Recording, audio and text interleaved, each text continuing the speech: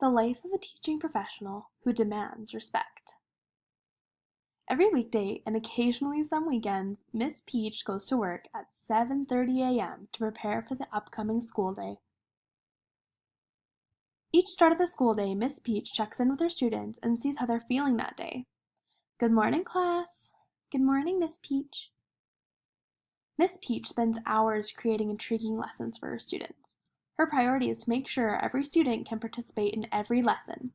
She also encourages them to think critically about what they are learning and form their own opinions. Miss Peach regularly sacrifices her breaks at recess to help students with their math lessons. Great job, Henry! You understand your double-digit addition. Miss Peach is a fantastic teacher. Every Monday, Miss Peach meets her friend at a local restaurant. Hey, Monica, good to see ya. Hi, Jude. Jude is a lawyer and is generally a good friend, unless they start talking about work. How was your babysitting gig today? Normally, Miss Peach does not acknowledge Jude's rude remarks about her profession, but today she had enough. Jude, I have had enough of you and a lot of other people not perceiving teaching as a real profession and not showing teachers respect. It was in that moment when Miss Peach had a groundbreaking idea. I'm going to prove to everyone why teaching is just as much a profession as a lawyer and why teachers deserve more respect than what they are getting, and I know just how to do it. Miss Peach pulled out her phone and tweeted, "To all those who believe in showing a lack of respect regarding the teaching profession, meet me in the Torrey Lecture Hall at the University of Alberta tomorrow at 4:30. I will change your mind."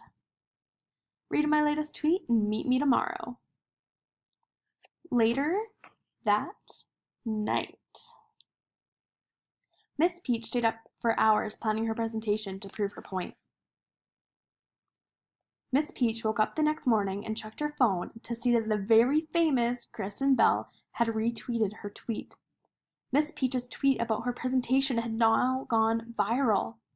There's going to be so many people at my presentation today.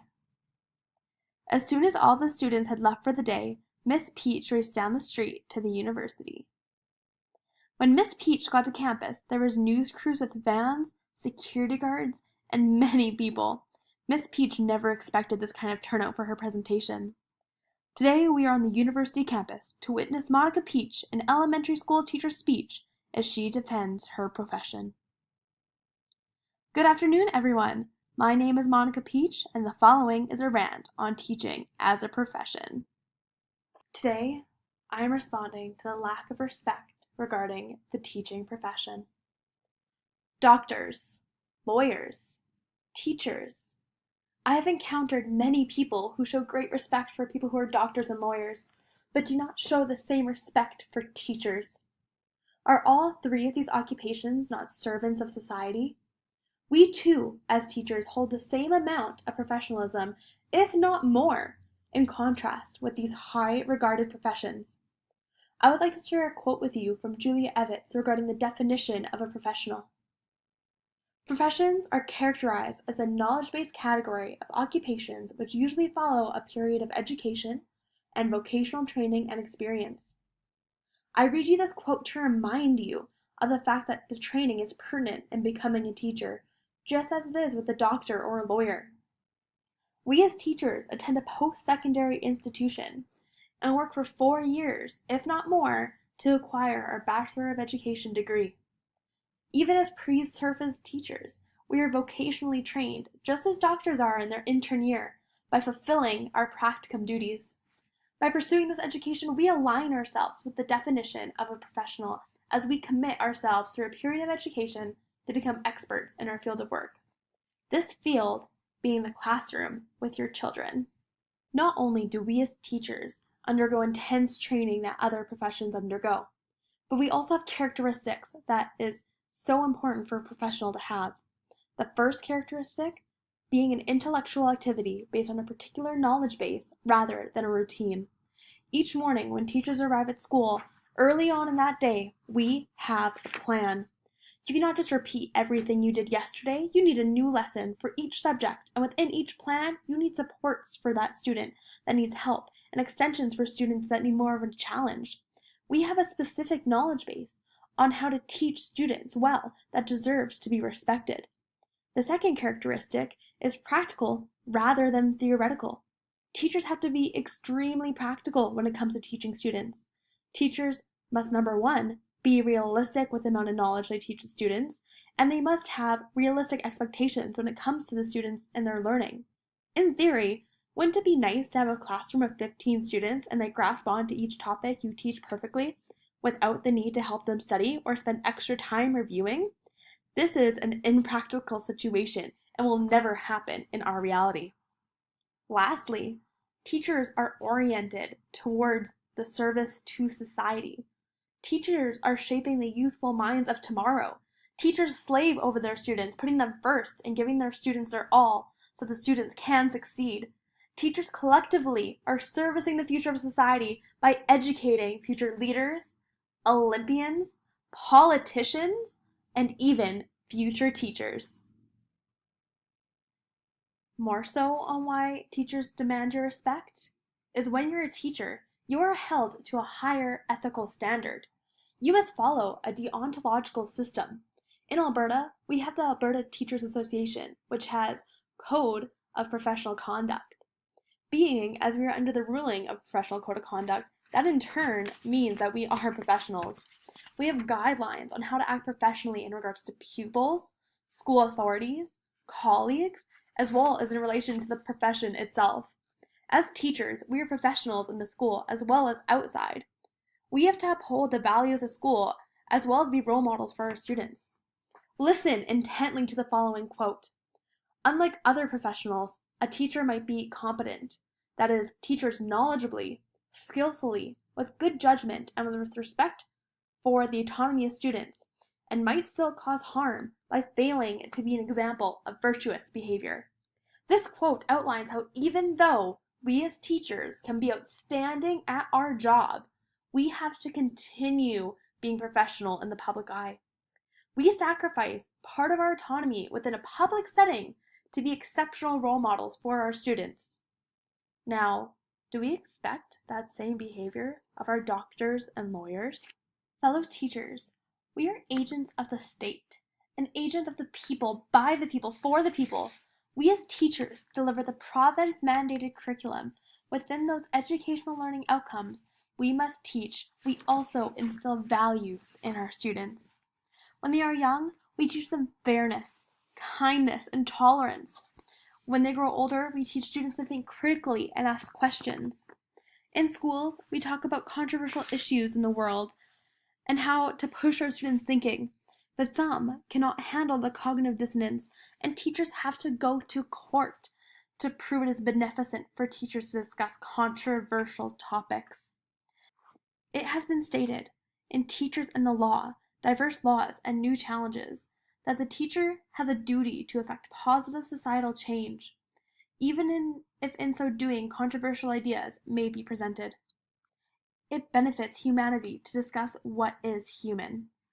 To come back to my original point of teachers deserving the same respect we give to doctors and lawyers, both of those careers, are they not controversial in their own sense? Lawyers can fight for the right for someone who may be guilty of a crime to walk free, or a doctor terminating a pregnancy. People, we have to prepare our children for the real world, and teachers deserve respect for that and not punishment. Let us discuss more on teachers and controversy. Not anyone on the street can walk into a classroom and moderate topics such as politics, climate change, or same-sex marriage and keep peace within a classroom. As teachers, we undergo specific education and training on how to bring controversial topics to light, as well as how to make certain topics age appropriate. Students as young as grade 1 can understand the complexities of politics and climate change as long as it is delivered in a kid-friendly way. And as a teaching professional, one of the number one things people say to me is, I wish I could play with kids all day.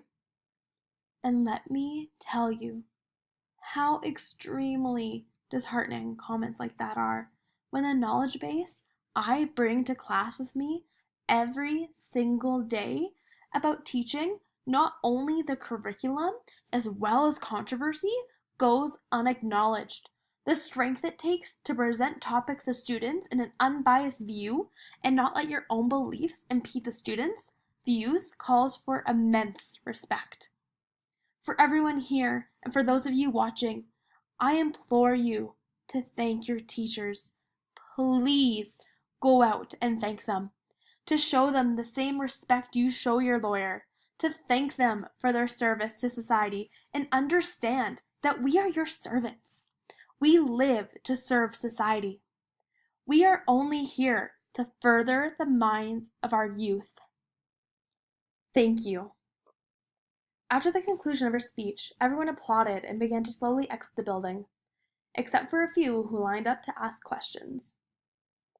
Look, I think teachers work hard, but I would not compare yourself to a doctor. I'm not trying to compare myself to one. I just think it is important for people to understand that teachers deserve respect. I'm only referencing doctors and lawyers to prove my point.